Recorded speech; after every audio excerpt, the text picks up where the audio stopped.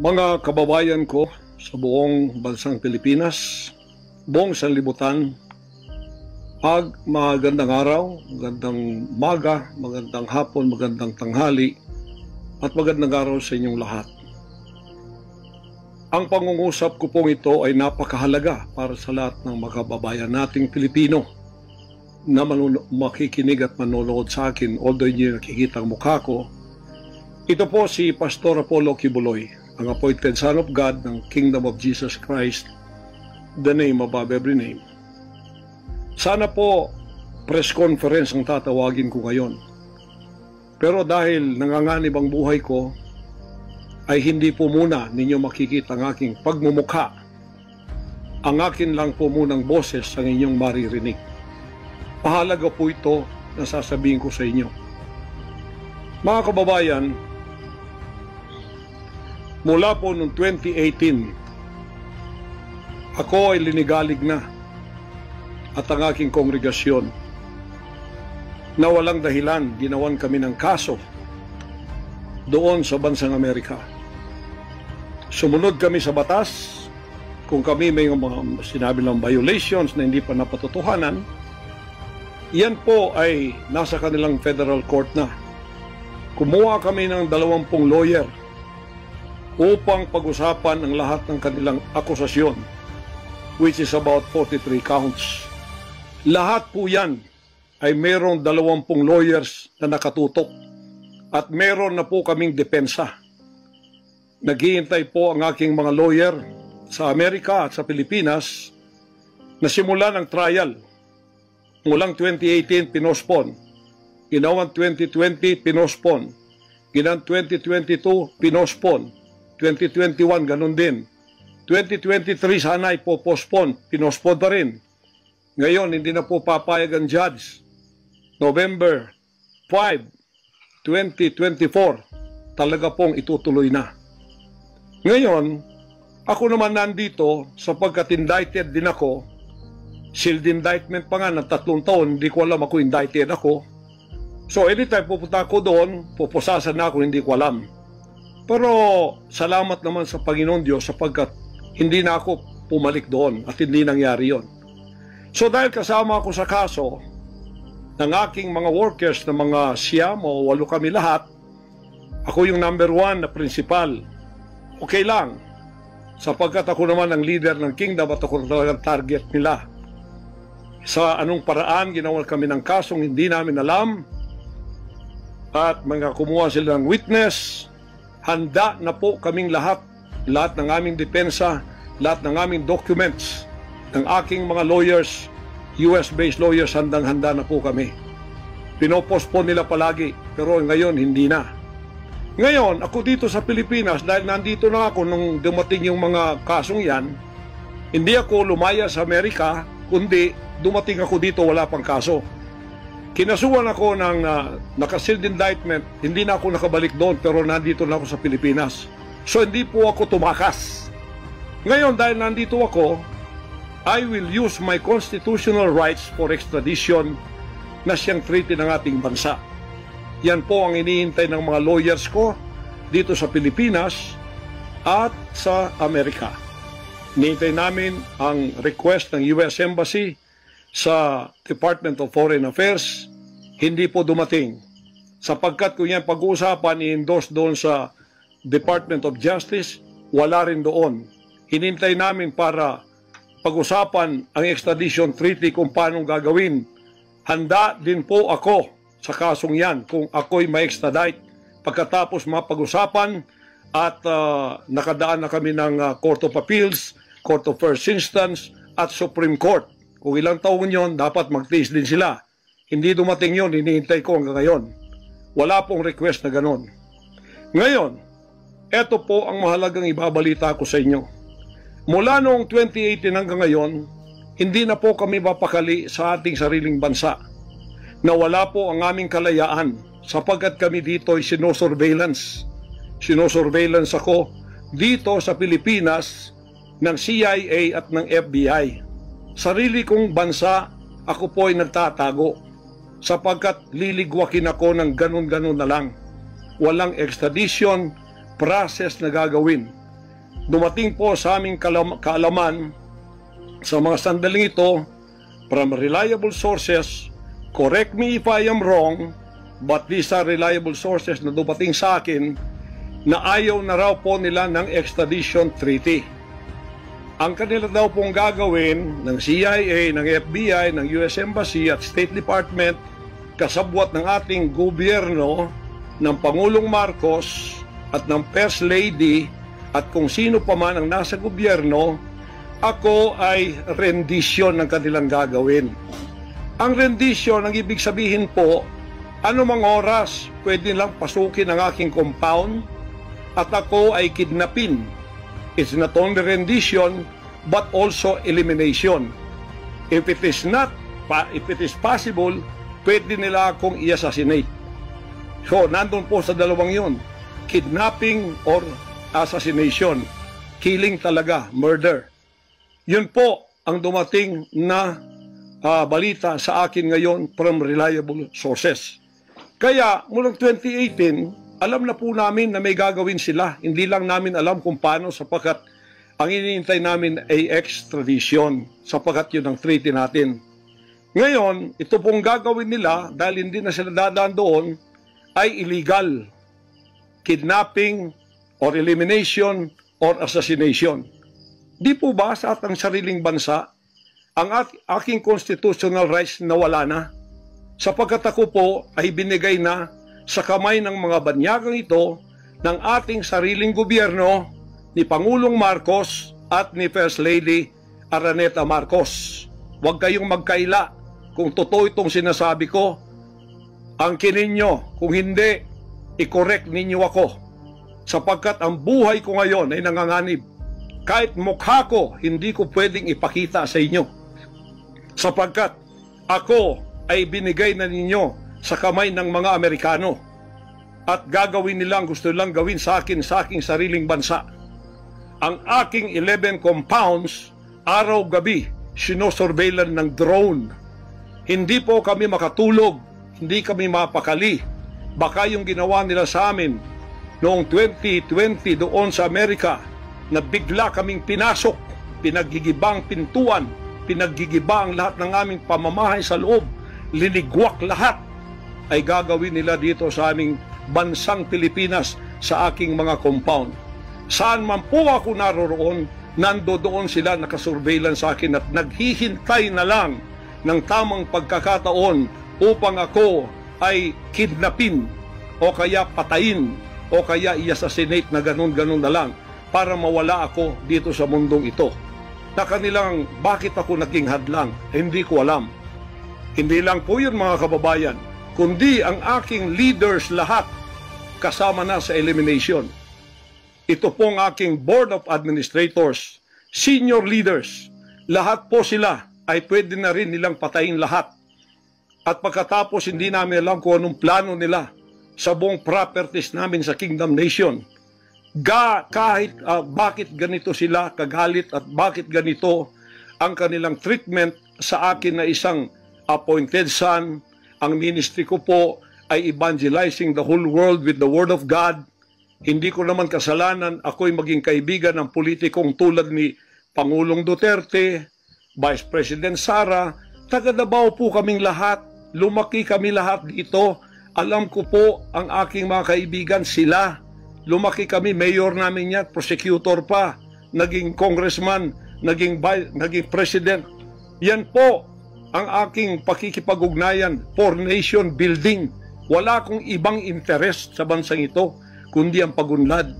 Ngayon, ako po ay inuusig. Ako po ay ginigipit. At ako po ay sinasaktan sa lahat ng paraan ng mga false accusation, false allegations na ayaw naman nilang pumunta sa korte.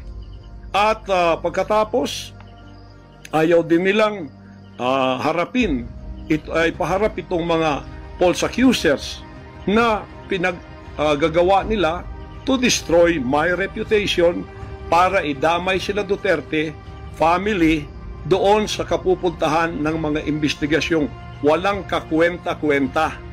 Hinamon ko na kayo, punta kayo sa korte Ayaw ninyo, ikaw, Risa Hontiveros, ikaw, kayong tatlo dyan na nasa kongresong puro leftist. Hinahamon ko kayo, sabi ko, pumunta kayo sa korte sapagkat ang SMNI walang kasalanan, ginurgur ninyo sapagkat idinadawit ninyo kami sa politika. Nalis ninyo ang aming malayang pagpapahayag, ang aming press freedom, pati ang liberty ko na, ang aking freedom, ang aking constitutional rights. Wala na po. Palagi kaming nagtatago. Palagi kaming lumilingon sa likod namin sapagkat hinahabol kami. Nakapalibot sa amin ng mga CIA, alam namin yon. FBI nandyan din. Pinag-usapan na ito dyan sa State Department. At ang reliable sources dumating sa akin. Ang ulo ko po ngayon, may patong na $2 million or 100 million pesos ang ipinatong sa ulo ko. Baka yan ay madagdagan pa kung may maunang makapatay sa akin. Ano ang nangyayari sa bansa natin? Ngayon, mga kababayan, ay meron pa pong gagawin daw sila sapagkat meron na daw silang search warrant. Pagkatapos daw, isi-search ang aming lahat ng compound. At hindi daw kami papayagan na merong witness na sasama.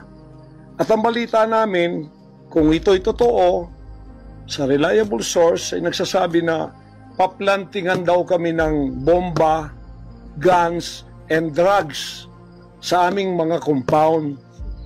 Yan po ay aming babantayan. Sinabi ko na po muna sa inyo dito sa live na to, para kung mangyari man ang mangyayari, sapagkat wala po kaming ganon, ay sila po may kagagawan nun. Ganito ka-evil ang kanila pong mga pag-iisip sa ngayon, masyadong desperado. Aywan ko kung bakit. Kung kayo nasa katotohanan, nasa kapangyarihan, bakit kayo natatakot? At huwag ninyong pasamahin ang aming mga abogado para sumama sa inyo sa pagsisearch. Kaduda-duda na yon. Hindi po pwede yun. Maano tayo? Bansang Hapon ng panahon ng giyera? Ano to, panahon ni Hitler? Na wala kaming pwedeng lawyer na sumama sa inyo? Kayo-kayo lang? Pagkatapos, pwede nyo kaming barilin pagka kami nakikipag-usap na kailangan may witness para kamerahan namin ang ginagawa ninyo na wala kayong lusot kung meron kayong gagawin na kabulastugan. At pagkatapos, ipapatong ninyo sa amin. Pagka ito'y totoo, we will resist you. Hindi kami violent, pero hindi kami papayag na wala kaming mga witness na sasama sa inyo. Lawyer at saka barangay captain ang inihingi namin na magiging witness sa lahat ng search na gagawin ninyo sa lahat ng aming pamamahay, kwarto o kung ano. At may lawyer kaming titingin muna sa inyong dokumento kung ano ang isi-search nyo. Kung anong bahay, kung anong compound, kung ano lang ang dapat nyong gawin, at ilang oras. Hindi to open-ended eh. Kailangan meron, sisisi namin ng judge na gumawa ng search warrant na ito pagka hindi ninyo nirespect ang aming constitutional rights. Huwag ninyong tapakan ng aming rights. Hindi din namin tatapakan ng rights ninyo bilang kayo ay nasa batas. Igagalang namin yon. Pero igalang din ninyo kami kasi meron kaming mga narinig na ginawan ninyo ng mga ebidensyang peke. Tinamnan ninyo pagkatapos ipapatong ang kaso sa amin. Religious community po ito. This is a spiritual community. Once tumapak kayo dyan, sapagkat kayong nagdadala ng batas, respetuhin ninyo. You are on holy ground. Yan po ay mahal na mahal naming banal na dako. Huwag ninyong lapastanganin. Pero hindi namin kayo pipigilan kapag may search warrant kayo. Pero hindi kami papayag na hindi kami makakasama ng kasama namin, hindi makikialam sa inyo, titingin lang sa lahat ng gagawin ninyo. Kasi hindi na kami kumpiyansa sa gobyernong ito. Gagawa sila ng paraan para kami ay bigyan ng kasalanan. Yan po, babantayan natin yan. Pag hindi sila pumayag, then siguradong magpa-planting sila ng evidence. Pag pumayag sila, then fair ang laban. Hindi namin sila pakikialaman, titingin lang ang aming mga witness na mga lawyer at saka barangay captain. At kung sino man ang mga witness na nandoon mula sa aming side, kasi nandoon sila. Hindi na pwedeng gawin wantonly ang kanilang gagawin doon sa aming mga compound na wala kaming witness, because they can do anything to implicate us, to plant false evidences and charges against us. Ganon ang aming mga paningin dito. Kaya wag ninyo kaming pigilan para pantay ang laban natin, kasi nakikita namin na ang pamamahalang ito ay hindi na po matuwid. Biro ninyo, ginikipit kaming ganito, wala naman kaming ginagawa sa bansang ito. Sinabi ko na muli, hindi kami nagdidil ng drugs, hindi kami violenting tao, hindi kami terorista, mangangaral kami ng mga salita ng Diyos. In fact, dito sa aming compound sa Tamayong, kami ang nakapagbigay ng peace sa mga kababayan nating sinisila ng CPP and PNDF, tinatakot at pinapatay. Ngayon, wala na sila, may peace na kami. Eto namang gobyerno natin, eto ang ginagawa nila sa amin. Biro ninyo mga compound na religious ng Kingdom of Jesus Christ, ginaganito nila. Pero yung pagnanakaw nila sa gobyerno, wala silang sabi. Tiklop bibig, hindi sinisearch ang mga bahay na pinagbibili nila. Nagamit ang pera ng gobyerno. Anong klase kayo? Sige, gawin ninyo ang gusto nyong gawin sa amin. Pero kami tatayo sa aming constitutional rights. Whatever happens. Tatayo ako sa kalayaan ko sa bansang ito na pinakamatyan ng aking mga national heroes. Yan mga kababayan, bantayan po natin. Hindi po ako magpaparesto sapagkat ako po ay siguradong papatayin. Kasi rendition na ang kanila, hindi na po extradition. Kaya wala na akong kalayaan at wala na po akong depensa sa sarili ko, kundi ang Panginoong Diyos lamang. Kung paano itinago ng Diyos si Elijah sa evil woman na si Jezebel, nang nagpakain sa kanya ay mga ibon na lang, ganon din ang gagawin ng Diyos sa akin. Hindi ako ibibigay sa kamay ng masasama pag ganito ang pamamahala. It's an evil and righteous administration. I am telling you that. Bantayan natin to mga kababayan ko. 73 years na po ako. Magse-74 years na ako dito. Lahat ng administrasyon na daanan ko na. Lahat ng mga naging pangulo, mula kay Diosdado Macapagal, mula po sa malit pa ko kay Magsaysay, kay Carlos P. Garcia, kay Diosdado Macapagal, kay Marcos Sr., kay Cory Aquino, pagkatapos kay Ramos, pagkatapos kay Gloria Macapagal, pagkatapos kay Erap, pagkatapos kay Ramos, pagkatapos si Aquino, Noynoy, pagkatapos ang ating Pangulong Duterte. Wala po kaming nadaanan ganito, na ginikipit kami sa aming sariling bansa ng mga dayuhan na kasabwat ang ating pamahalaan na aking sinuportahan pa naman noong nakaraang eleksyon. Tandaan mo, President Bongbong Marcos, First Lady Lisa Marcos, pati ikaw, Martin Romualdez, hindi kayo dyan ngayon kung hindi kayo tinulungan ng SMNI at ng buong sangkatauhang Pilipino. Naniwala sila sa amin sapagkat ang SMNI lamang ang may credibility noong panahong yon hanggang ngayon.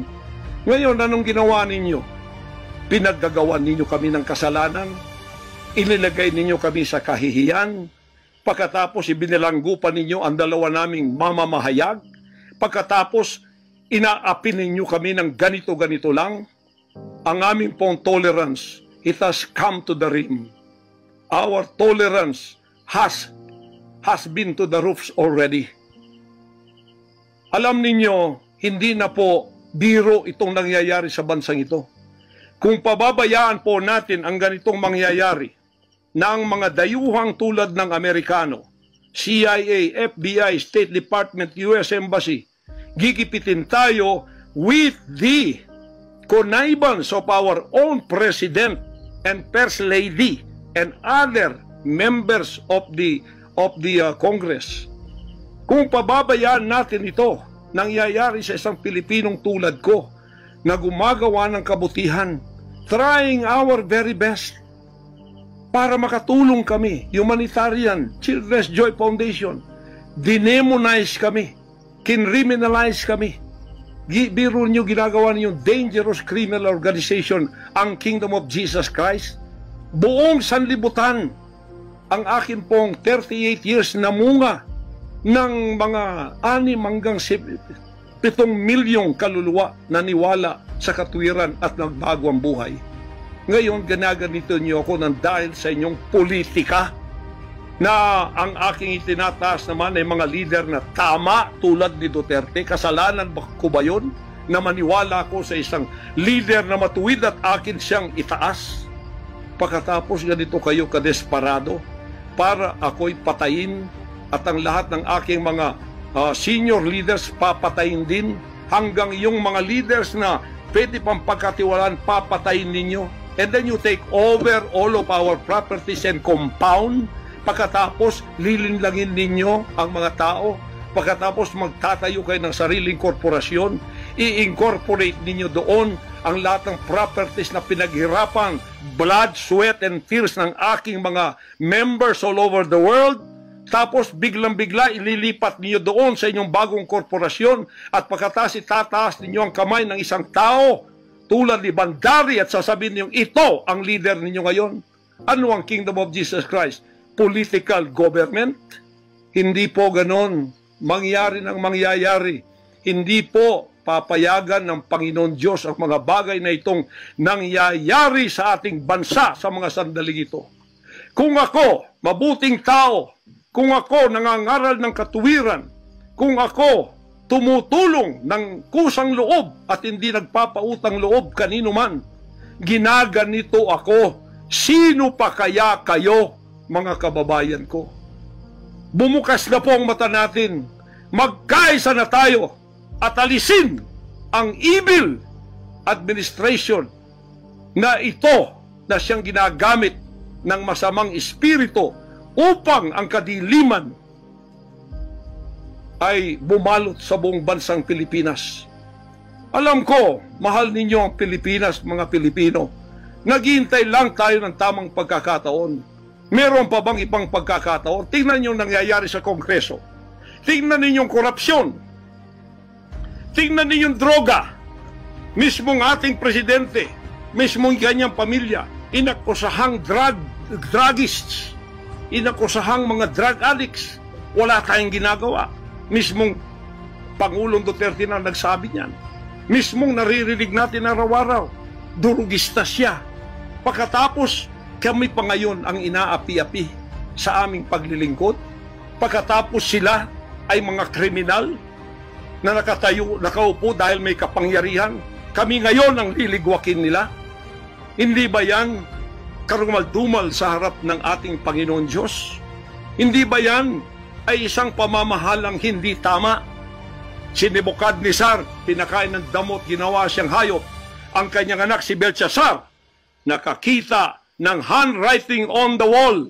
Pagkatapos, inalis ang kaharian sa kanya at ibinigay kung sino ang magiging matuwid na haharap sa Panginoon Diyos. Anong tingin ninyo sa akin bilang pastor? Dinemonize. Ang reputasyon ko pinagsisira. Ngayon, hindi na ako buhay. I am a living dead. Kung walang Panginoon Diyos sa akin, pinatay na ako sapagkat lahat ng gadgets nasa sa kanila. Lahat ng gadgets ng Amerikanong yan nasa sa kanila. CIA, FBI, at sino pa ang kanilang mga galamay dito na pinagbibili na nila. Ako, hindi ako drug lord. Ni minsan hindi ako nakatikim ng droga. Mulang-mula pa, inialay na ako ng aking ama na maging isang ministro ng banal na kasulatan. Hanggang ako'y lumaki, hanggang ako'y naging 74 years old, hindi ko po na-enjoy ang aking kabataan sapagkat hindi ako nagliwaliw. Ako po'y nangaral. 50 years na akong nangangaral. 38 years in the kingdom ministry. Ni isang sigarilyo hindi tumama sa bibig ko. Ni maliit na bisyo hindi ko pinasok. Ako po ay hindi nag-asawa. Ngayon, inaakusahan ako ng napakaraming babae. Ito po ang kasalanan ko. Pinayaman ako ng Panginoon Diyos, akala nila sa akin. Single ako, kaya pinag-aagawan ako. Pagkatapos na ako ay maghihindi, mapapahiya, ibabaliktad nila sa akin. Yan ang tinatawag kong Potiphar's wife syndrome. Hindi po ako nagsasalita ng ganito kasi mapahiya ang mga babaeng yan. Nag-aagawan sila. Mahirap man sabihin. Pinag-aagawan nila ako dahil nananawagan sa mga magulang, mayaman na tayo pag nangyari ito. Sabi ko, hindi mangyayari yan kasi dedicated ako eh. Napahiya, ngayon binayaran at ngayon binabaligtad ng lahat ng istorya. Mahirap pong sabihin ko ito kasi masisira ka ng pagkababae. Napilitan lamang ako sapagkat ang buhay ko po'y nanganganib. Anytime pwede na akong kidnapin kung nakita ang aking lair, ang aking hideout. Anytime pwede na akong ligwakin. Ang aking mga BOA leaders, hindi na po natutulog sa compound. Kung saan-saan na lang po mga membro kami natutulog. Doon sa mga payak na mga bahay, doon sa mga bahay na hindi kilala. Sapagkat lahat po kami nakalista na. Napapatayin, gugurgurin. Wala po silang takot kasi nasa kanila daw ang kapangyarihan. Mahal kong kababayan, nagtatago ako sa sariling bansa. Sariling mga compound namin na pinaghirapan. Hanggang kami na ako saan nagpapalimos. Pero yung amin pong sinusulisit, tingnan ninyo ang humanitarian na ginagawa namin. Ni 5 wala kaming ninanakaw. Yung mga volunteers ko, walang sweldo. Araw at gabi. Sapagkat nakikita namin ang mga kabataang Pilipino, pinabayaan ng mga politikong yan. Kami po nagsasacrifice para mapakain sila, mapaaral na wala pong bayad. Pagkatapos, ang kababayan nating nalipusta, kalamidad, walang tumutulong. Kung may tumutulong man, politika at may kabayaran. Nagtitiis po kami sa mga pag-alipusta. Sa paninira, inaangkin namin yung kasi malaki ang ganti namin sa langit. Ngunit pagka nakasalalay na ang ating mga kalayaan, lalo na sa kamay ng mga banyagang ito, na wala naman tayong ginawang masama sa kanila, tumutulong pa ako sa Amerikang yan. Nagdodonate ako doon sa malalayong lugar tulad ng Apalachian na hindi nakapag-aral ang mga bata. Bumili kami ng napakalaking library para sila'y makapag-aral. Mga Amerikano po yan. Kinikilala ba nila yon? Kung nagseselo sila sapagkat ako'y umusbong sa bansang Amerika, problema na po nila yon.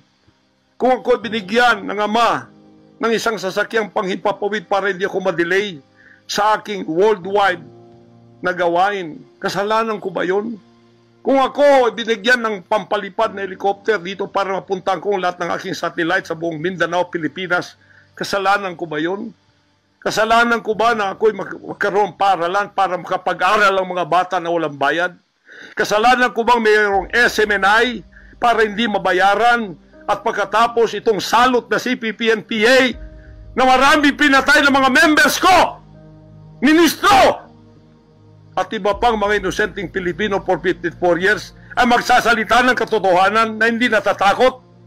Ngayon kami ang tinatakot ninyo, nililigwak ninyo. Anong klase kayo?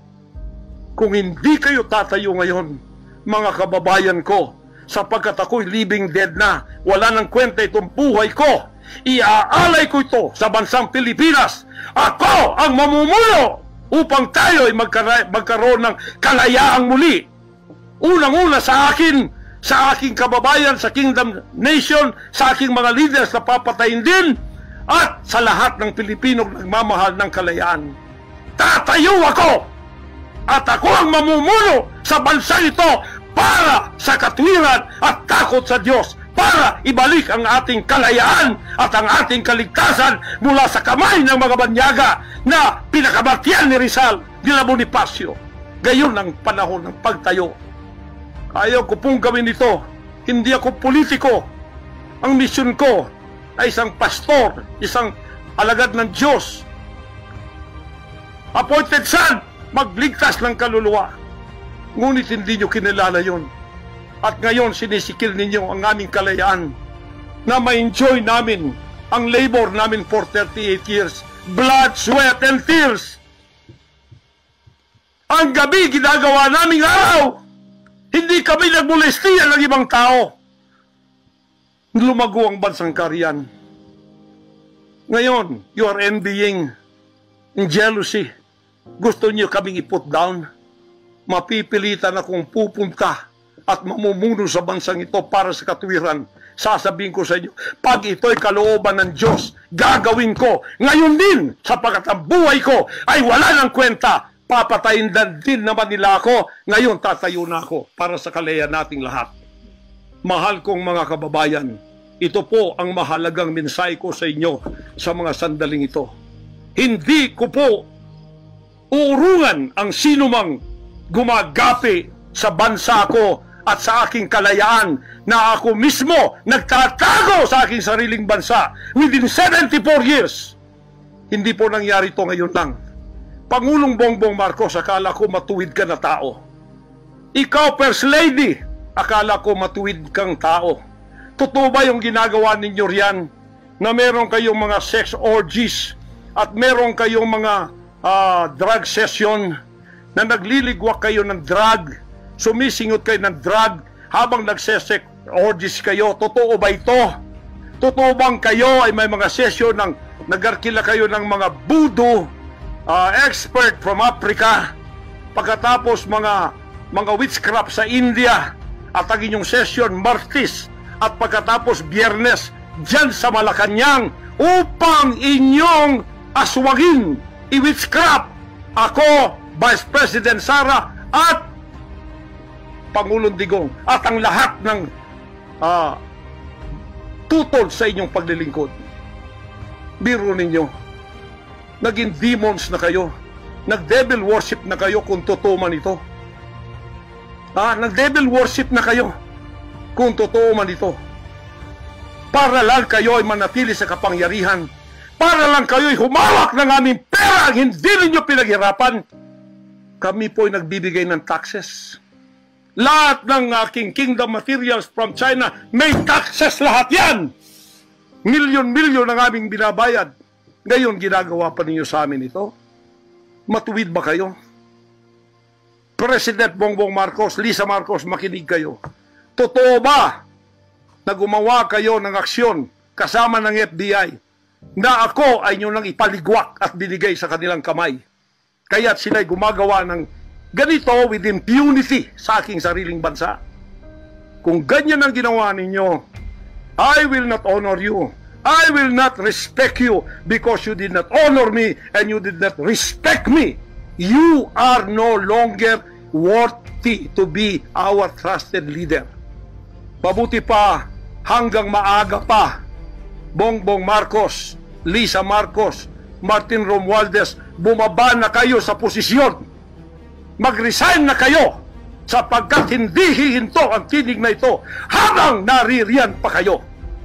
Mga kababayan, tatayo ako sapagkat patay naman lang din ako. Tatayo ako hanggang buhay pa, hanggang may hininga pa ako para sa natitirang buhay ko ay magkaroon naman tayo ng boses at magkaroon ng kahit munting kalayaan na lang mula sa mga banyaga na kasabwat ang mga makapiling Pilipinong ito na itinayo natin sa kapangyarihan. Akala natin ay maasahan natin sila. Mga demonyo pala. Sorry to say that, but that is the truth. If that is not the truth, then tell me. And you cannot judge me. You cannot condemn me. I am dead already. I am a living dead in your book. CIA, FBI, State Department, USA. Gawin ninyong gusto ninyo. Ngayon na nakapagsalita na ako, lalantad na ako. Hindi na ako natatakot. Ako ay handa sa glorification. Kung ang glorification ko ay mangyayari maging glorified body ako, hindi ko tatablan ng bala. O kaya, tatablan pa ako sapagkat hindi pa nangyari yun. Handa na akong humarap sa mga bala ninyo. Basta't ito ay nasabi ko na sa social media. Huwag ninyong ligwakin ito para sa bansang Pilipinas ito. Mahal ko po kayong lahat. Pagpalain natin ang ating bansang Pilipinas. Pagpalain tayo ng ating buting Diyos. Pagpalain at ipigay natin ang lahat ng kapangyarihan sa Kanya. At tandaan ninyo ito, hindi mananaig ang kadiliman sa bansang ito habang may boses na ganito. Sumunod po kayong lahat at tayo ay magkaisa ngayon para itaas ang bandila ng kalayaan ng ating bansang ibinigay ni Rizal ang kanyang dugo. Ibinigay ng ating mga heroes ang kanyang dugo. Ngayon, itong mga slaves na to ay hawak ang liig nila ng mga banyaga at tayo ay ipinagbili na sa kanila. Hindi ako papayag hanggang ako'y may buhay at hininga. Total, patay naman din ako sa inyong libro. Okay na ako sa buhay ko. Masaya na ako.